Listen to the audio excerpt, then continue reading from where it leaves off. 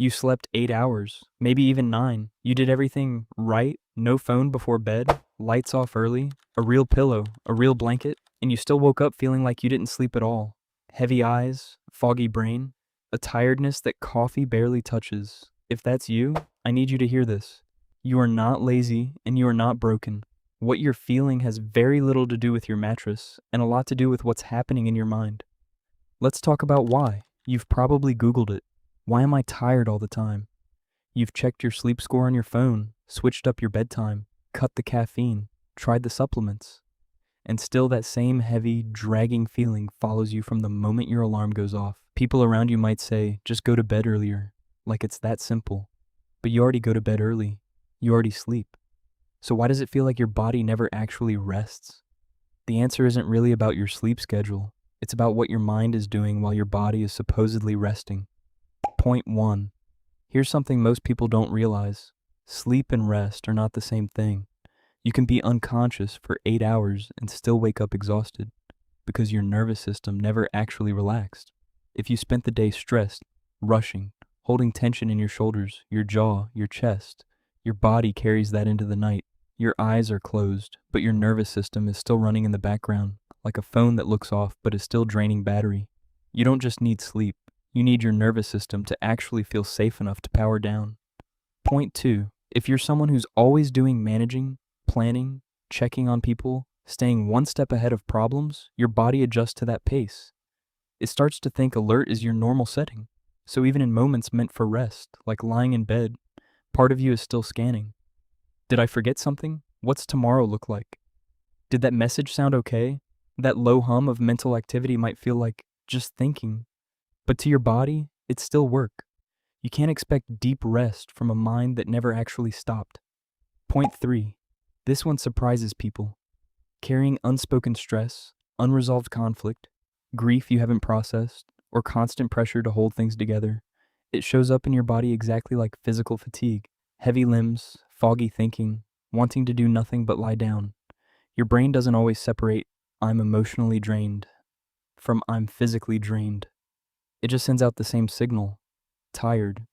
So you might be sleeping enough hours, but if you're emotionally maxed out, no amount of sleep fully refills that tank. Point 4. A lot of high-functioning people don't actually know how to rest, not really. Rest becomes something squeezed in, optimized, timed. A 20-minute nap with an alarm set, a scroll session that's supposed to relax you, but actually keeps your brain stimulated. Even your relaxing often has a goal attached to it. Recover fast so you can get back to being productive. But rest that's rushed or goal-oriented doesn't fully register as rest to your nervous system.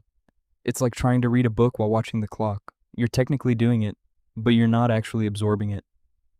Point 5. This is the one most people miss. For some, rest doesn't feel relaxing, it feels uncomfortable. If you grew up needing to stay alert, capable, or useful to feel valued or safe, your body may have learned that slowing down is risky. So even when you finally get a quiet moment, instead of relaxing, you feel restless, guilty, or anxious, and you fill it with more doing. Your tiredness might not just be about needing more sleep. It might be your body quietly asking for permission to actually stop. Here's the part that might be hard to hear. You can't outsleep a nervous system that's stuck in survival mode. You could sleep a full 9 hours every night for a month and still wake up exhausted, because the problem was never the number of hours. It's that your body hasn't felt fully safe enough to truly let go, not for one night, not for years maybe. That's not a personal failure. That's just what happens when you've been running on alert for a long time. Your exhaustion isn't weakness. It's evidence of how hard you've been carrying things. You don't fix this by sleeping more. You fix it by teaching your nervous system that it's actually okay to slow down. Start small. A few times a day, take one slow breath where the exhale is longer than the inhale. That alone tells your body it's safe to ease off alert mode. Before bed, instead of jumping straight from your phone to lights off, give yourself 10 minutes of doing absolutely nothing productive. No scrolling, no planning tomorrow, just quiet. It will feel uncomfortable at first if you're not used to it. That discomfort is normal, not a sign you're doing it wrong. Notice when you label rest as lazy or unproductive, and gently challenge that thought. Rest isn't the reward you earn after doing enough, it's a requirement your body needs regardless. And if you can, get honest about what's emotionally weighing on you. Sometimes the most restorative thing you can do isn't sleep at all. It's finally talking to someone about what you've been carrying quietly. Your body keeps the score even when your mind tries to push through. This won't shift in one night, but every time you let yourself actually rest, even a little, even imperfectly, you're teaching your nervous system something new, that it's allowed to stop. And over time, that's what changes everything, not another hour of sleep, but a body that finally believes it's safe to rest.